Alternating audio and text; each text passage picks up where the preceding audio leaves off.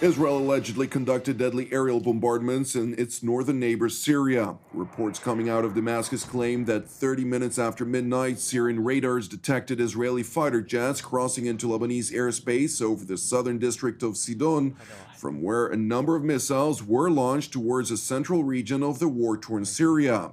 A Syrian military source insisted that all of the incoming projectiles were successfully intercepted by Syria's aerial defense systems.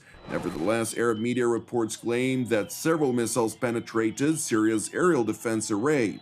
According to these reports, which could not be verified by TV7, one Syrian soldier was killed while another 4 were reportedly wounded.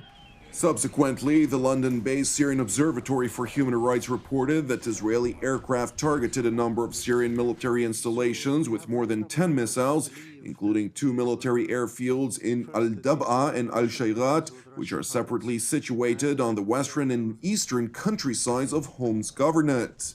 Separately, targets were struck in the area of Kodana and Al-Haytaniya, which are located in the rural area of Al-Quneitra Governorate on the Syrian side of the Golan Heights.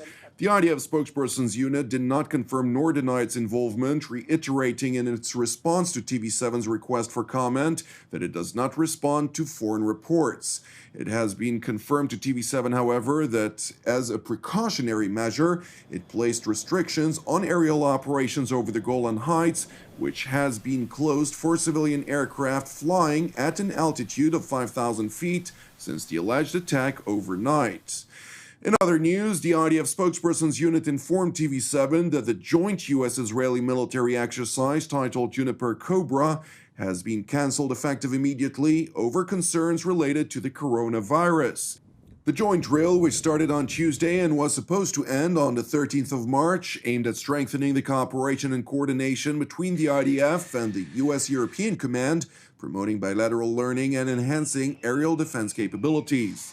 Nevertheless, in light of new instructions that were published by the Israeli Ministry of Health, based on a situation assessment regarding the coronavirus and in coordination with the IDF Chief of the General Staff and the Commander of the EUCOM, it has been decided to cancel the joint military exercise. The IDF highlighted in its statement that it appreciates the cooperation with the U.S. military and looks forward to joint exercises in the future. Turning to Jerusalem, where Israeli Prime Minister Benjamin Netanyahu held an emergency assessment yesterday with Health Minister Yaakov Litzman and the so-called Coronavirus Task Force, during which it has been decided to ratchet up Israel's preventative measures as part of efforts to hinder the spread of the disease. In addition to numerous countries that have been blacklisted by Jerusalem over the contagion, the Israeli premier announced, in addition to other measures, that henceforth, anyone returning to the Jewish state from France, Germany, Switzerland, Spain, and Austria will be immediately required to enter isolation for 2 weeks' time. Netanyahu also highlighted the importance of self-hygiene, urging the public to immediately stop the social convention of shaking hands. צריך להקפיד הקפדה אדירה על היגיינה אישית. זה אומר לעשות דבר שהוא נגד האופי שלנו ונגד הטבע האנושי, נגד הטבע שלנו כעם וכחברה, להימנע מלחיצת ידיים.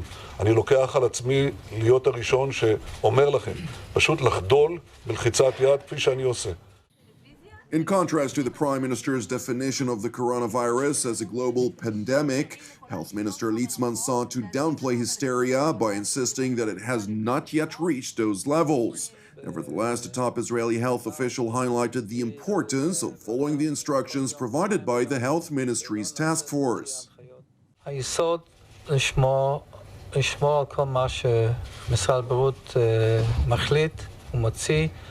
אנחנו גם נפרסם, יש באינטרנט את כל הדברים, גם לאלו שאין להם אינטרנט, אנחנו הולכים לפרסם היום ומחר הודעות גם בעיתונות, בכלי תקשורת, בדיוק מה אנחנו דורשים, מה אנחנו הולכים לעשות. For your convenience, TV7 Israel News has published a direct link to the guidelines of the Health Ministry in the English language on the front page of our website at www.tv7israelnews.com. Now to Israel's northern neighbor Syria, where the Syrian army, backed by Iranian proxies and Russian aerial support, accelerated their offensive from the south and east of Idlib overnight, ahead of an anticipated meeting that was held between Turkish President Recep Tayyip Erdogan and his Russian counterpart Vladimir Putin in Moscow this morning. According to flight data and shipping movements, it has been confirmed that Russia has further reinforced its military presence in Syria by sea and air.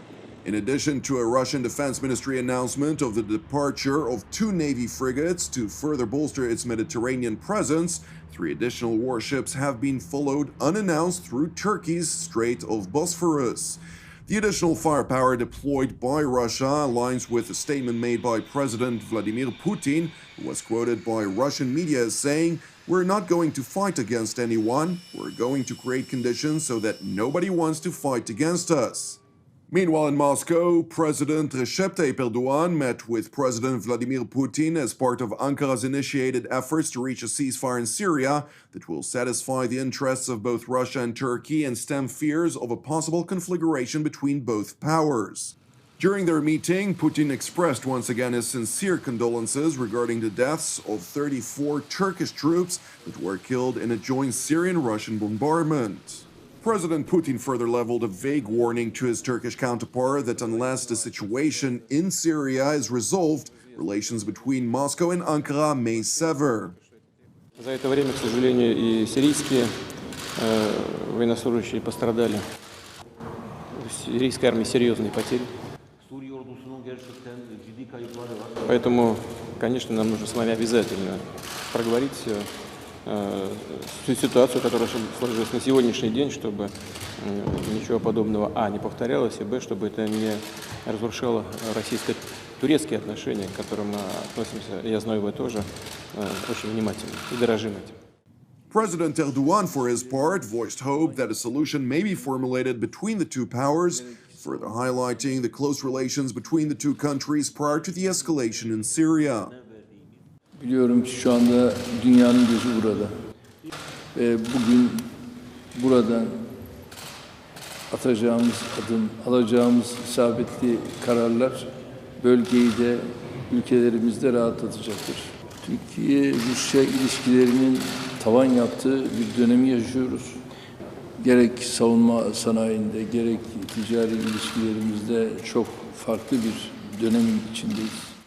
The warming relations between Ankara and Moscow over the course of the past several years were indeed a cause for concern of Turkey's NATO allies, most notably voiced by the United States. Speaking in the Turkish city of Istanbul, U.S. Special Representative for Syria, James Jeffrey, had once again highlighted Washington's concerns over Turkey's purchase of Russia's sophisticated S-400 surface-to-air systems, which served as a cause of friction between the two allies. The main concern, if you talk in Washington, and it goes to the larger issue of the relationship, is the S-400 problem. This is a problem that is not the basis of propaganda from the FETÖ organization or the PKK. It is a very, very serious concern for the U.S. Congress and for our defense establishment.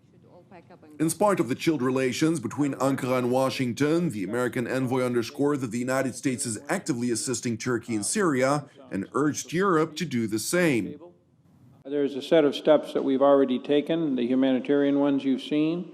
We've done some military coordination and information sharing this week.